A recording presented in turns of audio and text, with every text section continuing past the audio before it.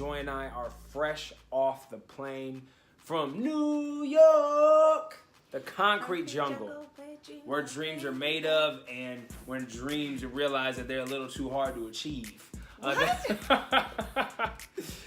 how you're gonna start the no, show? I'm not gonna start the show like that. I'm just saying, like, we talk about LA, you talk about New York, like all these are places where dreams are fulfilled, but these are also the places where dreams are crushed because you realize, like, it's tough. Like, and it just takes persistence. I prefer to think of it as a place where dreams are reformed. Ooh, that's a bar.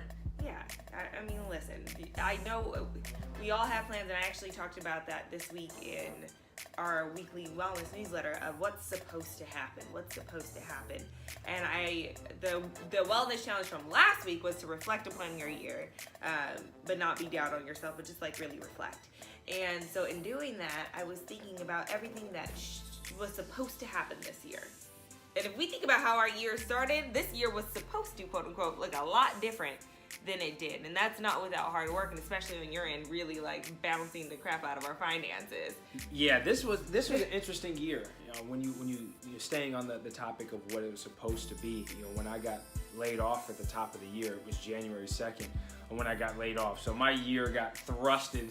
The supposed to was immediately thrown to the wolves on day 2 of 2018, and I quickly put some things together and launched our business and formed an LLC and started speaking. But if I'm being fully honest of what I thought my speaking career was going to look like in the first year and some successes I thought I was going to experience the first year, I would have thought it was going to be much more than it actually was. And that was an unbelievable, eye-opening experience, to say the least, because I had always said in the years prior to me being laid off that my previous job was going to be my last job, because I felt that I was going to be with that organization for probably 5 to 10 years, and then once I transitioned out of there, I was going to be ready. Well, originally I had said I was going to be with the company for 5 years, and I was going to reevaluate at my 5-year mark, which was November of this year.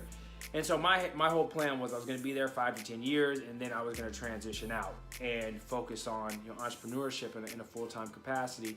Obviously, that calendar got disrupted, and for me, I took it as like, oh, this is a sign to really just go forth in your creativity and doing what you're supposed to do, and I still very much feel that was the case.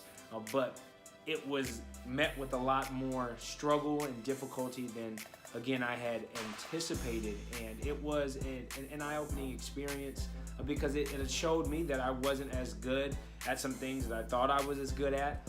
I also, realized that some relationships that I believed were stronger than they weren't as strong. So it just revealed to me some relationships that I had that weren't what they were. But it also was a year of growth and understanding. We talked about last week's episode about pride and swallowing that pride, and obviously I took a job as a assistant on a TV show. And I know for some of you who don't work in entertainment, you're like, man, you got a job on a TV show. I don't care what position it is. It's you're working in entertainment. And well, yes, that's definitely true. But it took a lot of a pill to swallow when you're going from being an executive of a multi-million-dollar company to serving lunches to people. I don't care what kind of industry jump you're transitioning in. That takes a lot to swallow. And that job came at a time where we needed that financial boost because I don't know where we would be right now this December had that opportunity not come along. So it is definitely has not been a supposed to. It hasn't been, but that job spurred on a couple creative ideas for you. It has. And gave you a good idea of know-how for said creative ideas. Yes. So, that's how I feel. I'm just like, okay, well, yeah, we can say things didn't go exactly the way I wanted to, but again, it's all part of the path. And that's not to dismiss everything you're saying, because I think the feelings behind everything that's all real. But when you look at it, and that's why the exercise this week is to find basically the silver lining. And I said, it's not going to be easy at first. At first, it's like, this didn't work out the way that it should have, and this didn't work out the way that it should have, and I feel some type of way about that. But what did I gain? What did I gain? What did I gain? I think how I try to live my life and try to encourage other people to look at things, because you always gain something. There is no situation on this earth where it's like, well, I didn't learn anything. It's just there Everything isn't. is a learning Even the most experience. painful, and I wouldn't examine probably the most painful lessons unless like you really feel like mentally equipped to do that. I would do that with the help of a professional. But yeah, I don't know. I'm geeked on life. I'm just geeked on life. And back to New York, we had I'm going to say it wrong. We had our auras read. I like to call it an aura, and Justin's making fun of me. The way Joy says it sounds like, It's you know what it's R. Kelly aura. says, I it's know the it's aura. Yeah. So that's what she was saying. I got my That's aura fair. read. That's fair. But basically, part of my reading was, you're just really happy. It was. It's true. My aura is like yellow as like can be. It looks like yellow exploded, and then it has like all the other colors of the chakra too.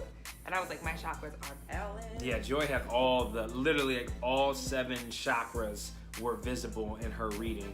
Yeah. And mine were not the case, but it wasn't a bad It was reading. like indigo, and It was still creative. it was very accurate when she broke down the reading for us, which was cool. But yeah, I will give you full kudos and props. I mean, Joy has made leaps and bounds from a mental standpoint in 2018 of just kind of embracing each moment and not being riled up by it, and understanding that everything that come will pass, and everything will work itself out. And it's a lesson that I definitely or turn into something better. Yes. And it's something that I definitely respect as your husband, and something that I want to embrace more in my life.